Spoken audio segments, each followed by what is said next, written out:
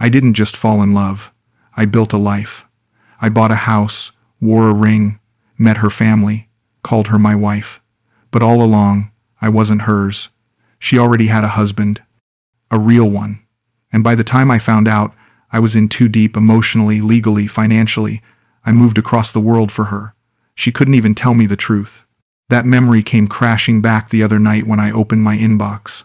It wasn't her writing to me. It was one of you, a longtime viewer of this channel.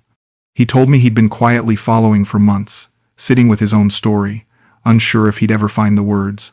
But after listening here week after week, he finally decided to share what happened to him. When I read his message, the first thing I felt was anger, not at him, but at the cruel way love can twist itself into lies. Then the anger gave way to sadness, a deep kind of sorrow I couldn't hold back.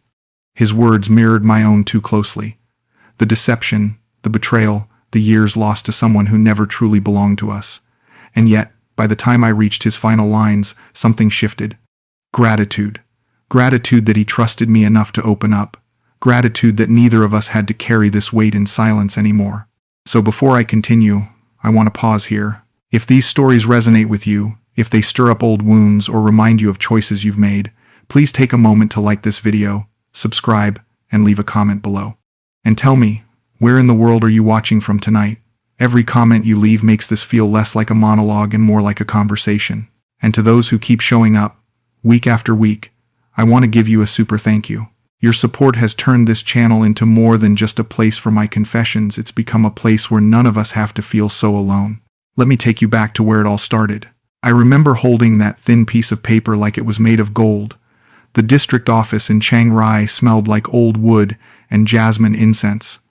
Julerat squeezed my hand as the clerk stamped our documents. "You are now husband and wife," he said in careful English. She turned to me with tears in her eyes. "We did it, Graham. We're married." I kissed her forehead.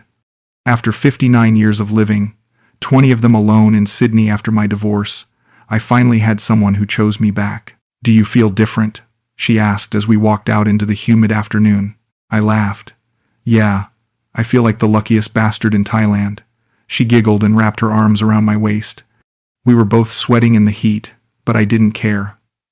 "My husband," she whispered against my chest. The word made my heart race like I was 20 again. We stopped at a roadside vendor and bought mango sticky rice to celebrate. "In Australia, people spend thousands on weddings," I told her. "All that stress, all that money." She shook her head. "I don't need expensive dress or big party. I just need you." Her English was still careful then, measured, but her eyes were certain. "You are my real husband now, Graham, not just on paper." That night, in our bedroom, she traced circles on my chest with her finger. "I was scared you would change your mind," she admitted. "Why would I do that?" I asked. She was quiet for a long time. "Some men, they play with Thai women. They don't mean the promises they make." I turned her face toward mine. "I'm not some men. I'm here. I moved my whole life here. For you." She smiled, but there was something fragile in it.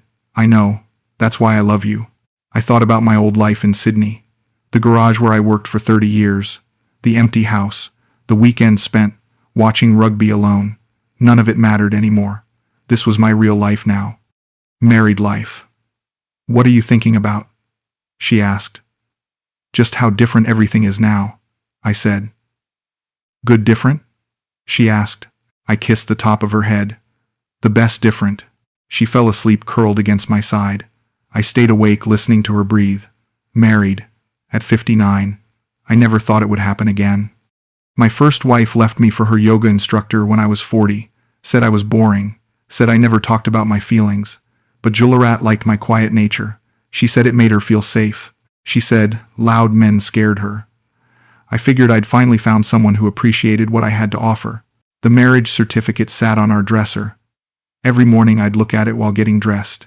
Our names side by side in Thai script and English. Mr. Graham Foster.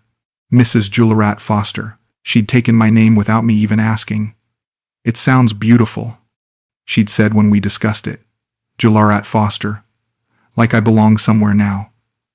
The way she said it made my chest tight with something I couldn't name. Pride, maybe.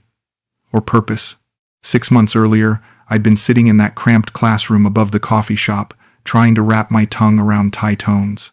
The teacher, a patient woman named Siraporn, would repeat phrases slowly while I butchered every syllable. Most of the other students were 20-something backpackers or business types. I felt ancient and foolish. Then Julerat walked in. "Excuse me," she said to Siraporn in perfect English. "I'm here to help translate the visa documents." She had a leather folder tucked under her arm and wore a simple blue dress that made her look professional but approachable. She was beautiful in a way that didn't demand attention, just earned it quietly.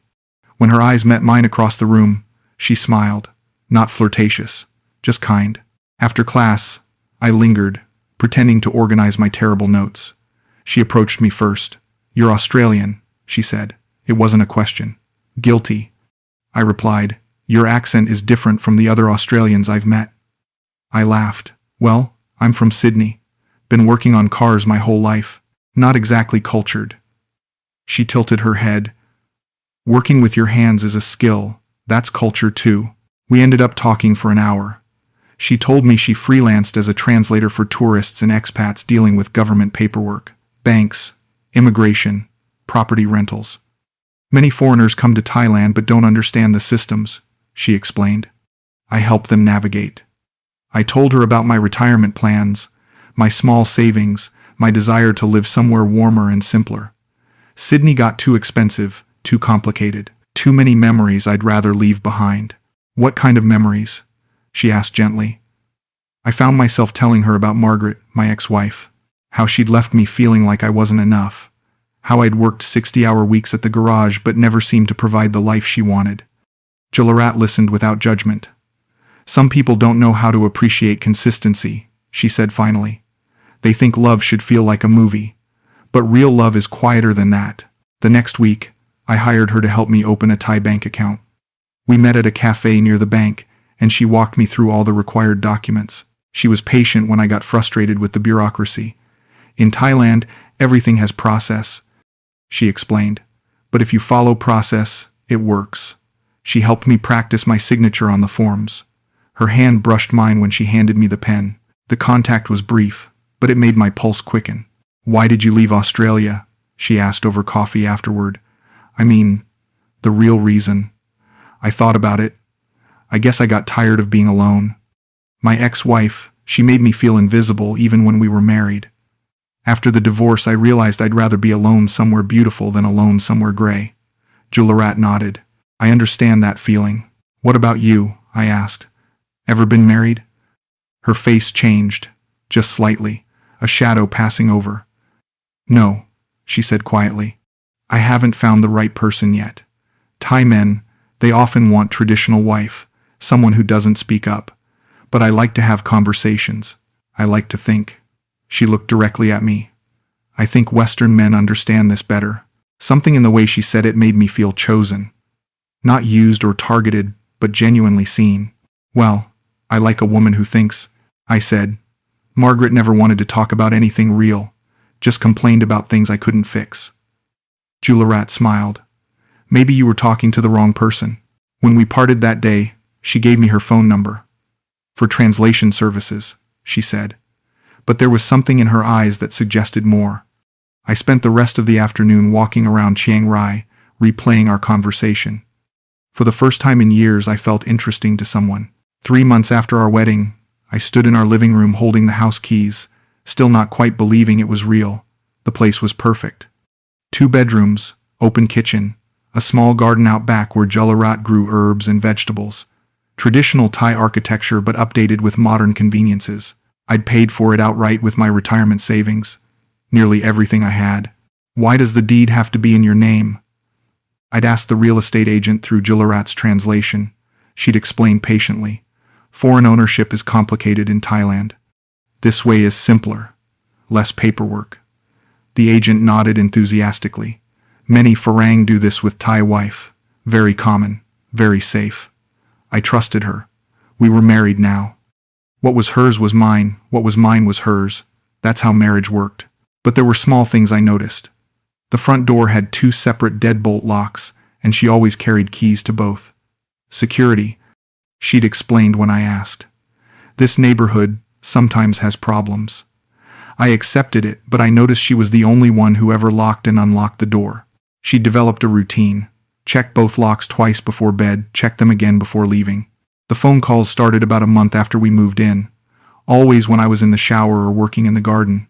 She'd step outside to take them, speaking rapid Thai. When I asked who it was, she'd say, "My mother." Family business. I understood that families in Thailand were close-knit, involved in each other's lives in ways that would seem intrusive to Australians. But something about her body language during those calls bothered me. Tense shoulders, hushed tones, quick glances toward the house. "Is everything okay with your family?" I asked one evening after she'd spent 20 minutes pacing in the garden with her phone pressed to her ear. "Yes, of course," she said, but she wouldn't meet my eyes. "My mother worries too much.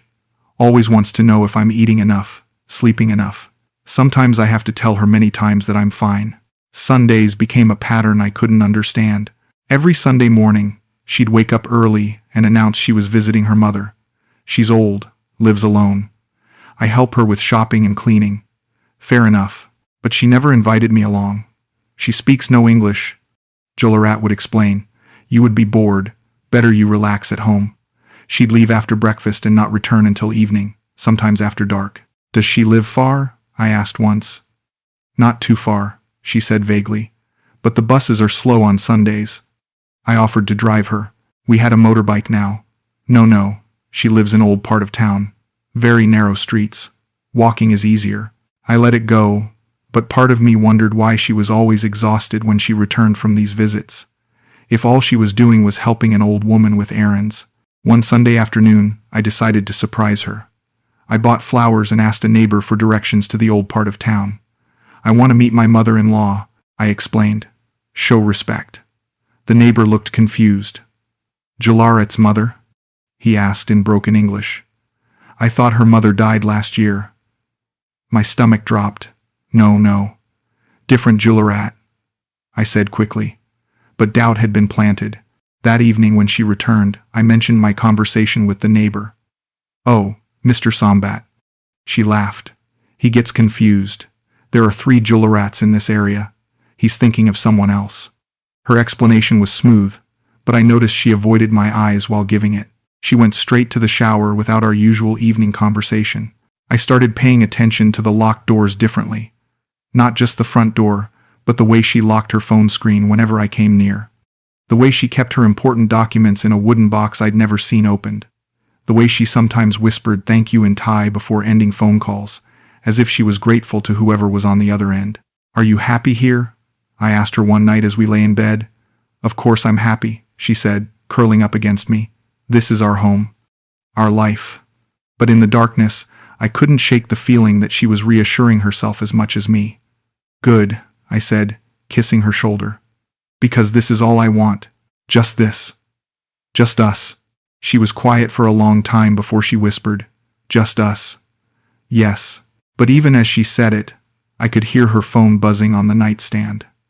She reached over to silence it without looking at the screen.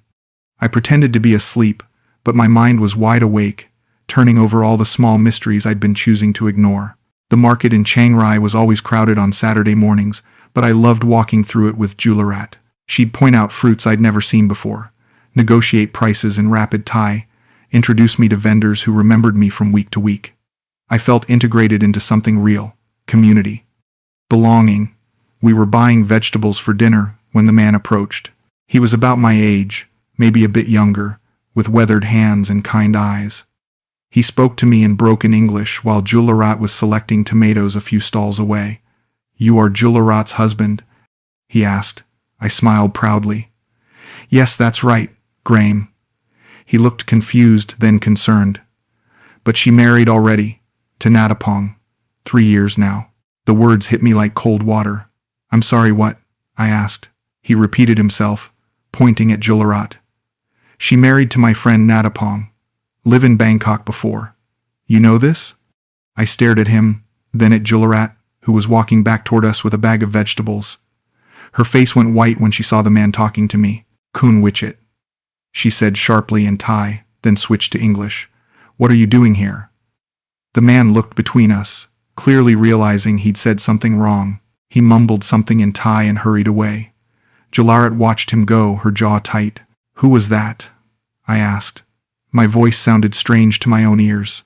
"Nobody important," she said, but her hands were shaking as she arranged the vegetables in our bag. "Come on, let's go home." We walked back to the motorbike in silence. I kept replaying the man's words. She married already. To Natapong. 3 years now. But that was impossible. We were married. I had the certificate. I had the ring on my finger. That evening, I brought it up as gently as I could. "That man at the market seemed to know you pretty well." She was cooking dinner, her back to me. "Witchet drinks too much. He gets confused. Thinks he knows everyone's business, but he knows nothing." She didn't turn around. "He seemed pretty certain about what he was saying." I pressed. "What did he say exactly?" she asked, still focused on the stove. "He said you were married. To someone named Natapong." She finally turned around, and I saw something in her face I'd never seen before. Not just anger, but fear. "Witchet is crazy, old man. He tells stories. Maybe he thinks I look like his friend's wife. Many Thai women look same to old men." Her explanation made sense, but something about her delivery felt rehearsed. "He knew your name, though," I said. She shrugged. "Everyone in market knows my name. I shopped there for years." She came over and sat beside me on the couch. "Graham, you think I lie to you? About being married?" The question hung between us. "No," I said finally. "No, of course not." But that night I couldn't sleep. I kept thinking about the man's face. The genuine confusion when I said I was her husband, the way he'd looked at us both like we were the crazy ones, and Julerat's reaction. The fear in her eyes before the anger kicked in. The way she'd known his name immediately. The next few days were normal on the surface, but I found myself watching her differently, paying attention to things I'd missed before. Like how she always answered her phone in another room, how she never left her purse unattended, how she seemed to have 2 different personalities depending on who was around. With me, she was soft and deferential. With vendors at the market, she was confident and commanding. A week later, I was helping her organize some papers when I saw a photograph fall out of an old folder. It was Julerat, but not the Julerat I knew. This woman looked younger, happier. She was standing next to a Thai man in front of what looked like a temple. Both of them were wearing traditional Thai wedding clothes. She was holding a bouquet of white orchids. "What's this?" I asked, holding up the photo. Her face went through a series of expressions before settling on embarrassed. "Oh, that's very old," she said, reaching for it. "From before I met you." I pulled it back, studying the image more carefully. The man looked familiar. "Is this from a wedding?" I asked. "Yes," she said quietly. "My cousin's wedding. I was bridesmaid." But even as she said it, I could see the lie in her posture. The woman in the photo wasn't dressed like a bridesmaid. She was dressed like a bride. "You look beautiful," I said carefully. "Very happy." She took the photo from my hands and put it back in the folder. It was long time ago, before I knew what real happiness was. That night she deleted something from her phone. I watched her do it while pretending to read. She thought I was absorbed in my book, but I could see her in my peripheral vision, scrolling through photos, selecting them, hitting delete. When she was finished, she set the phone aside and curled up next to me. "I love you, Graham," she said suddenly. "You know that, right?" "I know," I said. But for the first time since we'd met, I wasn't entirely sure I did. The letter arrived on a Tuesday morning in March. I was in the garden watering the vegetables when I heard Julerat scream from inside the house. Not a startled yelp, but a sound of genuine terror. I dropped the hose and ran inside to find her standing in the kitchen, holding a red envelope and staring at its contents like they were on fire. "What is it?" I asked. She looked up at me with eyes I'd never seen before. Wild, desperate. "It's nothing," she said, but her voice cracked. "Just spam mail." She tried to stuff the papers back into the envelope, but her hands were shaking too badly. I gently took the envelope from her. "Let me help." The documents were in Thai, but I could make out some English words scattered throughout. Divorce petition. Natapong saying sawang versus Julerat saying sawang. Date of marriage listed as the 15th of September 2018. 3 years before I'd even met her. My legs went weak. "Julerat," I said slowly. What is this? She sank into a kitchen chair and put her face in her hands. For a long moment, the only sound was her ragged breathing. I can explain, she finally whispered. Please, let me explain. I sat across from her, still holding the papers. My heart was pounding so hard I thought it might burst. I'm listening. Yes, I was married before, she said without looking up. But it wasn't real marriage, not like ours. Her words came out in a rush. My family arranged it. I was young, stupid. He was abusive, controlling. I had to escape. She finally looked at me, tears streaming down her face. I never loved him, Graham. Never. He was like prison to me. But you're still married to him, I said. The words felt like glass in my throat. According to this, you never got divorced. She nodded miserably. I tried to file papers before, but he wouldn't sign. He said he would find me and bring me back if I tried to leave him legally. She reached across the table for my hands. That's why I came to Chiang Mai. To hide from him. To start new life. So our marriage, I said slowly, isn't legal. She squeezed my hands tighter. On paper, maybe not. But in my heart, you are my only husband. My real husband. The only man I ever chose to love. I stared at the divorce papers. They were recent. Filed just 2 weeks ago. He's trying to divorce you now? He found out about us, she admitted. About our house. Someone told him I was living with Farang man. He's angry, wants to punish me by dragging this through courts. She wiped her eyes with the back of her hand. But Graham, this changes nothing between us. You are still my husband. I am still your wife. I wanted to believe her. Every fiber of my being wanted to accept her explanation and move forward. But questions kept bubbling up.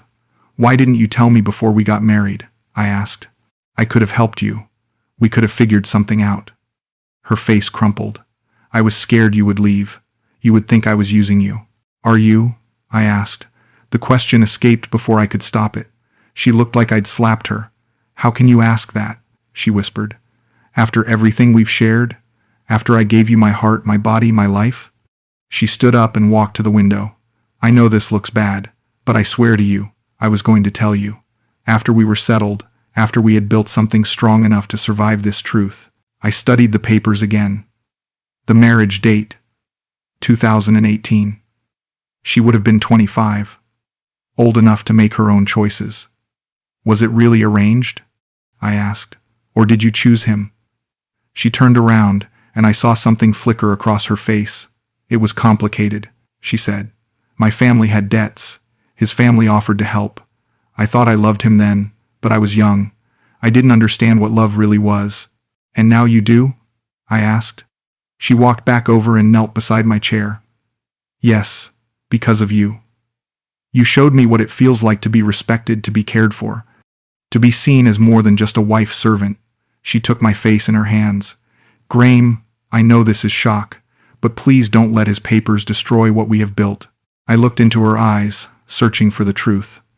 I wanted so desperately to see only love there, only honesty. But now I was noticing things I'd missed before. The careful way she chose her words. The way she shifted the blame to everyone but herself. Her ex-husband, her family, circumstances beyond her control. Never her own choices. What do you want to do about this? I asked, gesturing to the papers. Do you want to fight the divorce? She shook her head immediately. No. Let him have his divorce. Let him have his freedom. I don't want anything from him. I just want to be free to be your wife properly. She kissed my forehead. We can get married again. Real marriage this time. Legal marriage.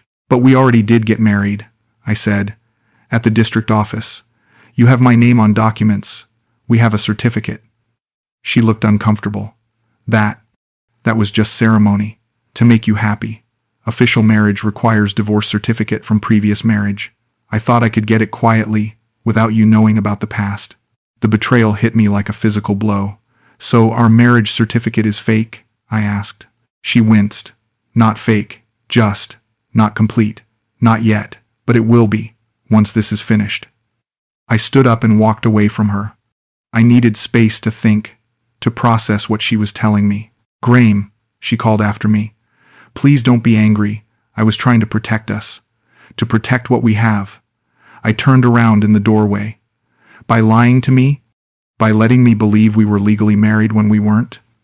She had no answer for that. She just sat in the kitchen chair, crying quietly into her hands. I walked out to the garden and sat among the vegetables we'd planted together. Everything I thought I knew about my life was crumbling. My marriage was a lie. My wife was someone else's wife.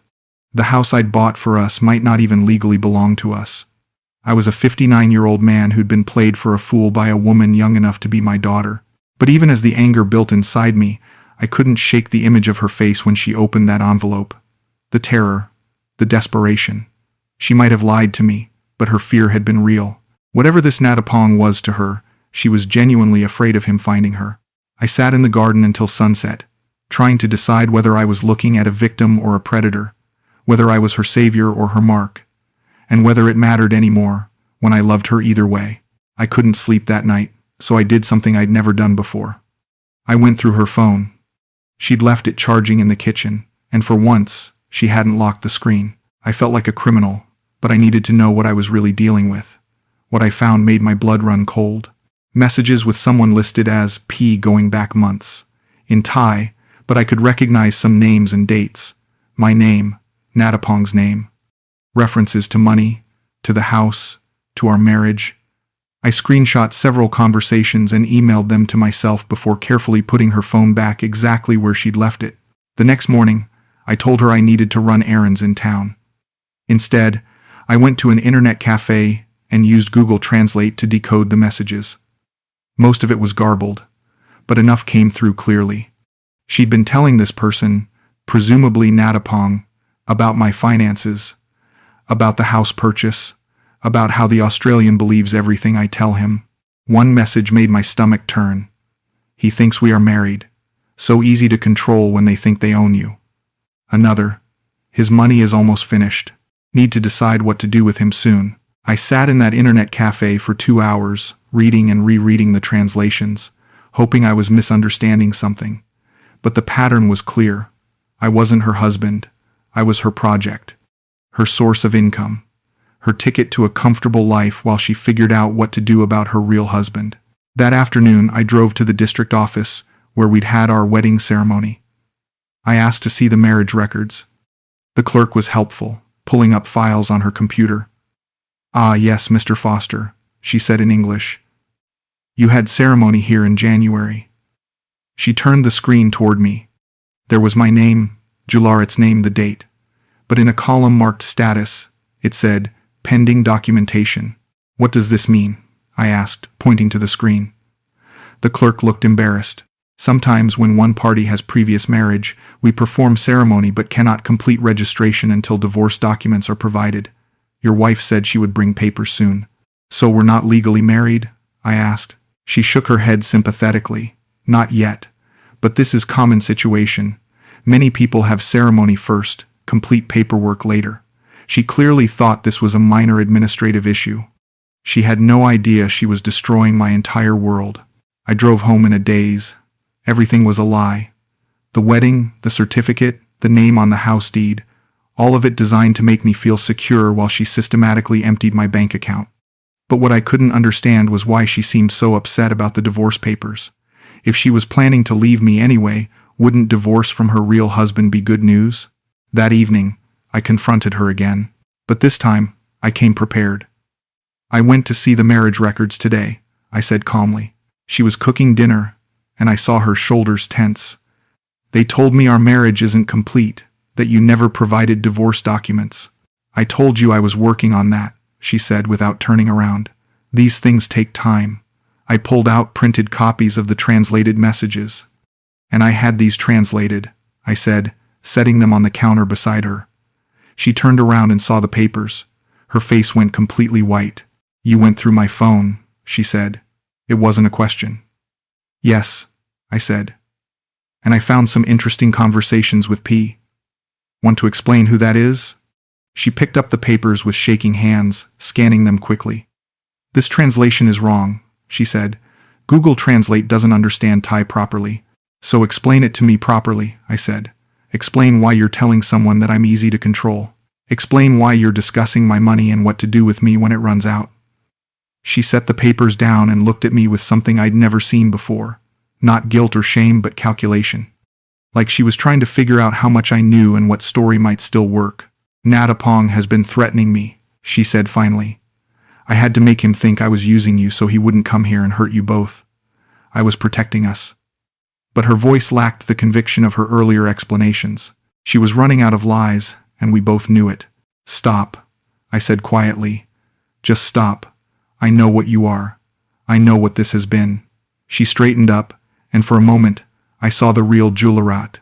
Not the soft, vulnerable woman I'd fallen in love with, but someone harder. Someone who'd been playing a role for 8 months and was tired of the performance. "Fine," she said. "You want the truth?" "Yes, I'm still married to Natapong. Yes, our ceremony was just for show. And yes, I needed your money to get away from him and start over." She crossed her arms. "But that doesn't mean I don't care about you. It doesn't mean everything between us was fake." "What part was real?" I asked. She considered the question seriously. "The part where you made me feel safe. The part where you didn't try to control every moment of my life. The part where you treated me like a person instead of property." She sighed. "I do care about you, Graham. More than I expected to. But caring about someone and being able to build a life with them are different things." "So what happens now?" I asked. She looked around the kitchen at the life we'd built with my money and her lies. "Now Natapong wants his divorce so he can marry someone else. Someone younger, with a family that can pay him more than mine could. He's giving me 6 months to sign the papers and disappear." "And me?" I asked. "What happens to me in this plan?" She met my eyes directly for the first time in the conversation. "That's up to you. You can hate me and leave, or you can understand that sometimes people do bad things for good reasons." She stepped closer. "I never meant to hurt you. I just wanted to survive." I looked at this woman I'd loved, this stranger I'd married, this actress who'd played her role so convincingly that I'd rebuilt my entire life around the performance. "I need you to leave," I said quietly. "I need you to pack your things and get out of my house." She nodded slowly. "I understand." But as she walked toward the bedroom, she turned back. For what it's worth, these were the happiest 8 months of my life. Even if they were built on lies, they felt more real than anything I'd had before. She disappeared into the bedroom, and I heard drawers opening and closing. I sat in the kitchen, staring at the translated messages, wondering how I'd become the kind of man who could be so easily deceived, wondering if love always made you stupid, or if I'd just been desperate enough to believe anything that felt like affection. She was gone when I woke up the next morning. No note, no goodbye. Just empty drawers, and the faint smell of her perfume lingering in the bedroom. I found myself walking through the house like a ghost, touching things we'd bought together, remembering conversations that now felt like scenes from a play I'd stumbled onto stage during. The house felt enormous and empty. Every room echoed with fake memories. The kitchen where she'd cooked for me while planning my financial ruin. The living room where we'd watched Thai soap operas, and she'd translated the dialogue, probably laughing at the irony. The bedroom where we'd made love while she counted down the days until she could disappear with my money. I called the bank to check my accounts.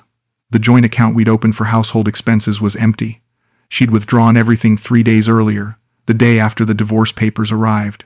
My personal savings account still had about $15,000 left out of the $60,000 I'd brought from Australia. Enough to get by for a while, but not enough to start over. The house was fully paid for, but the deed was in her name. I called a lawyer in Chiang Mai who spoke English. Very common problem. He told me over the phone. Foreign man pays for house. Thai woman owns on paper. When relationship ends, man has no legal claim. Very expensive mistake. What are my options? I asked. You can try to prove fraud, but that requires evidence she intended to deceive you from beginning. If she claims she planned to add your name to deed after marriage was completed, very difficult to prove otherwise. He paused. Also, since you were not legally married, you have no spousal property rights. From legal perspective, you made gift of house to girlfriend.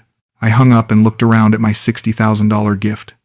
Every piece of furniture, every appliance, every improvement I'd made to the property, all of it legally hers. I'd been so careful about my retirement finances for years, living modestly, saving every dollar. 1 year in Thailand, and it was mostly gone. But what bothered me more than the money was the betrayal of intimacy. The way she'd held me at night while calculating how much more she could take. The way she'd whispered, "I love you," while texting her real husband about my diminishing bank balance. The way she'd made me feel chosen when I was just being harvested. I packed everything that was actually mine into 2 suitcases. Clothes, passport, a few books. I left behind the Thai language learning materials, the photos of us together, the marriage certificate that meant nothing. Before I left, I walked through the garden one last time. The vegetables we'd planted together were thriving. Tomatoes, peppers, herbs. They'd keep growing after I was gone, fed by the irrigation system I'd installed. I wrote a note and left it on the kitchen counter. Julerat, I hope you find whatever you're looking for. The utility bills are paid through next month. After that, it's your responsibility. Graham. I almost added something about wishing her well, but I couldn't make myself write words I didn't mean. Finding a new place to live was harder than I'd expected. Most landlords wanted references, employment verification, long-term lease commitments. I was a retired foreign man with a broken marriage and limited funds. Not exactly their ideal tenant. After 3 days of sleeping in a cheap guest house, I found a studio apartment in Chiang Mai. Small, basic, but clean. The landlord was an elderly Thai man who'd lived in America for 20 years. He understood complicated stories. "Woman trouble?" he asked when I explained my situation in vague terms. "Happens to many Farang. Thai women, very smart, very beautiful. Also very practical." He didn't say it judgmentally, just as a fact of life. You learn, you move on, life continues. The studio had 1 room, a tiny kitchen, and a bathroom barely large enough to turn around in. After the spacious house I'd bought for us, it felt like living in a closet. But it was mine, legally rented under my name, paid for with money no one else could touch. There was something to be said for that. I spent the first week just walking. Chiang Mai was bigger than Chiang Rai, busier, more anonymous. I could disappear into the crowds of tourists and expats, just another middle-aged Western man trying to figure out what came next.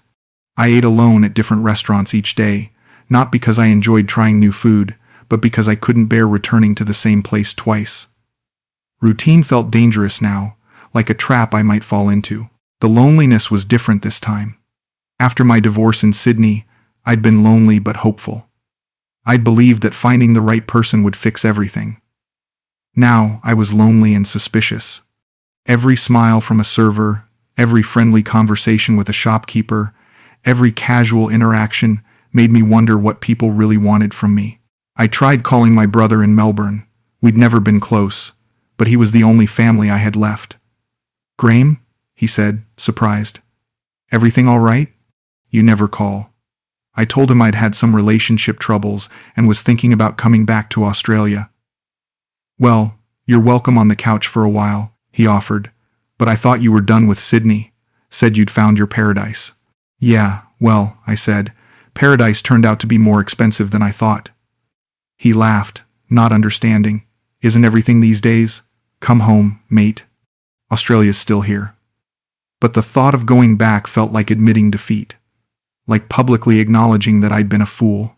After I hung up, I sat in my tiny studio and tried to imagine myself back in Sydney, working part-time at some garage to supplement my reduced savings, living in a smaller apartment than I'd had before, starting over at 60, but with less money and more baggage. It felt impossible. I started keeping a journal, writing down everything that had happened. Not for anyone else to read, but to try to make sense of it myself. To figure out where I'd missed the signs, where I'd chosen hope over logic. Reading back through my own words, I could see the red flags so clearly. The mysterious phone calls, the Sunday disappearances, the locked doors and secretive behavior. I'd noticed everything and ignored everything. Why? I wrote one night. Why did I choose to believe her when my gut was telling me something was wrong? The answer, when it came to me, was embarrassing in its simplicity. Because being loved felt better than being alone. Even fake love. Even love with conditions and expiration dates. 2 weeks after leaving the house, I got a text from Julerat. "Graham, I hope you are well. I wanted you to know that Natapong signed the divorce papers. I am free now. If you want to try again, we can do it right this time. Legal marriage. Your name on house deed, everything proper." I stared at the message for a long time. Part of me wanted to believe she was sincere, that getting her divorce had changed something fundamental. But I remembered the translated messages, the calculated conversations about my money, the practiced way she'd lied to my face.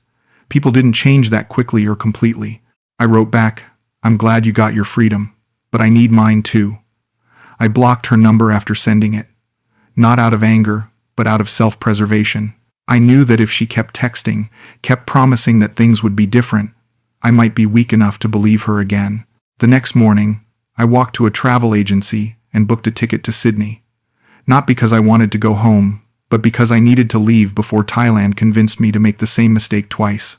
6 months later, I was back in Sydney, living in a one-bedroom apartment in Parramatta, and working 3 days a week at a garage owned by a friend of a friend. The owner, Tony, was in his 70s and needed help with the newer electronic systems he didn't understand.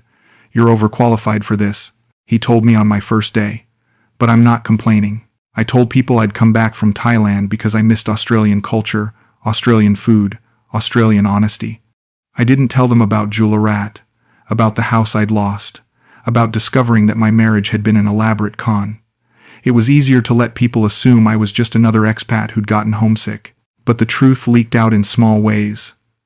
When friends invited me to dinner parties, I'd make excuses rather than face questions about my love life. When women at the grocery store or gym smiled at me, I'd immediately wonder what they wanted. When my landlord was unusually friendly, I'd worry he was planning to raise my rent. I tried online dating briefly. Met a woman named Carol who was recently divorced, looking for companionship rather than romance. We had dinner twice. She was kind, intelligent, age-appropriate. Everything Julerat hadn't been. But when she reached across the table to touch my hand during our second dinner, I pulled away instinctively. "I'm sorry," she said. "Did I misread something?" I tried to explain without explaining. "I'm just not ready for touch, for closeness. It's not you." She nodded understandingly. "Bad divorce?" she asked. "Something like that," I replied. We finished dinner making small talk about movies and weather. She texted later that night, "You seem like a good man dealing with something difficult. When you're ready to let someone care about you, I hope you'll call." I never did. The hardest part wasn't the loneliness or the financial stress. It was the way the experience had changed how I saw myself. For 59 years, I'd thought of myself as a decent judge of character. I'd trusted my instincts, believed I could tell the difference between genuine and fake. Now I second-guessed every interaction, analyzed every kindness for hidden motives. My brother invited me to family barbecues, where his kids treated me like the exotic uncle who'd lived overseas. "Tell us about Thailand," they'd say. "Was it like in the movies?" I'd show them pictures of temples and markets, tell them about the food and the weather. I never mentioned that I'd lived there with a woman who'd stolen most of my retirement savings while pretending to be my wife. Work became my refuge. Cars didn't lie or manipulate or pretend to be something they weren't. When an engine had problems, you could diagnose them systematically, fix them properly, and trust that they'd run correctly afterward. There was something deeply satisfying about that clarity, that honest relationship between problem and solution. One day, Tony asked me if I ever thought about going back to Thailand. "I know a few blokes who retired over there," he said. "Seems like a good life if you can handle the heat." I told him I was done with overseas adventures. "Australia's complicated enough for me," I said. He laughed. "Fair dinkum, though everywhere's complicated when you're dealing with people." I started walking in the evenings, long aimless walks through suburbs I'd never paid attention to before. I'd pass houses with lights on, families visible through windows, couples cooking dinner together or watching television, normal domestic scenes that I'd once been part of and might never be part of again. Not because I was unlovable, but because I no longer trusted my ability to tell the difference between love and performance. Sometimes I'd find myself thinking about Julerat, not missing her exactly, but wondering if any part of what we'd shared had been real. The quiet mornings in the garden, the way she'd curl up against me while we watched movies, the conversations about our different cultures. Had she felt anything genuine during those moments, or had it all been calculated manipulation? I decided it didn't matter. Even if some of her affection had been real, it had been built on a foundation of lies.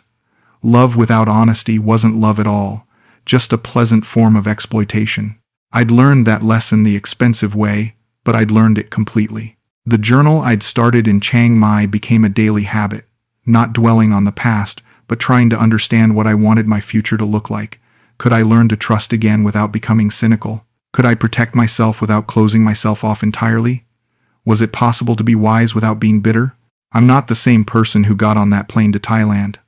I wrote one evening. That man was lonely and hopeful and maybe a little desperate. This man is lonelier but wiser. Maybe wisdom is worth the price.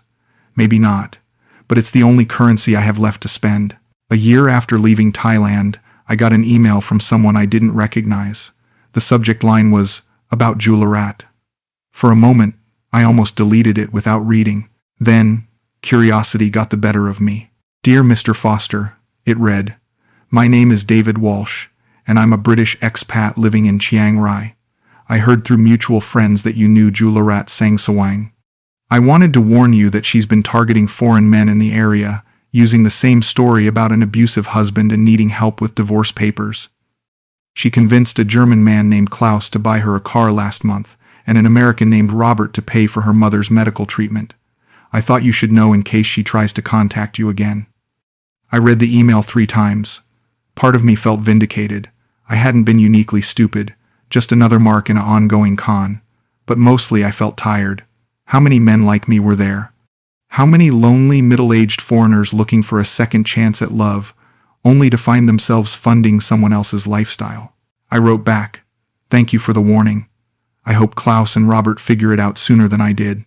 Then I forwarded David's email to the Australian embassy in Bangkok, not because I expected them to do anything, but because someone should have a record of what was happening to Australian citizens in Thailand.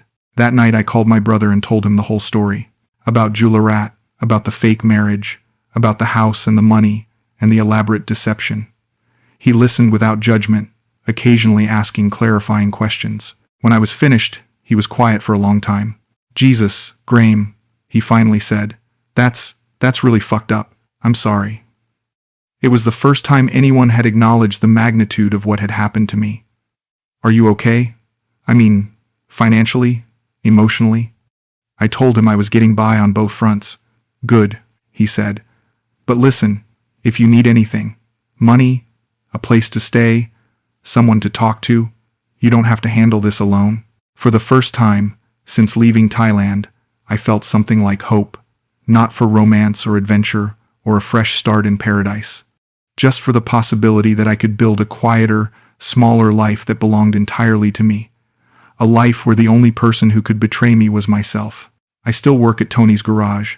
I still live alone in my small apartment.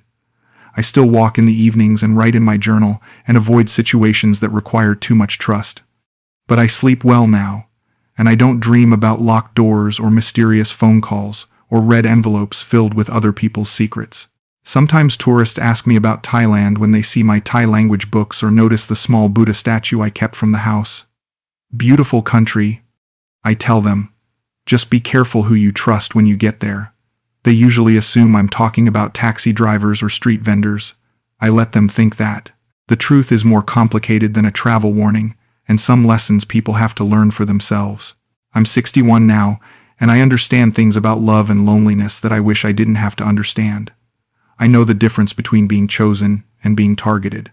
I know that desperation makes you vulnerable in ways you can't predict. And I know that sometimes the price of wisdom is everything you thought you wanted. But I also know that I survived it.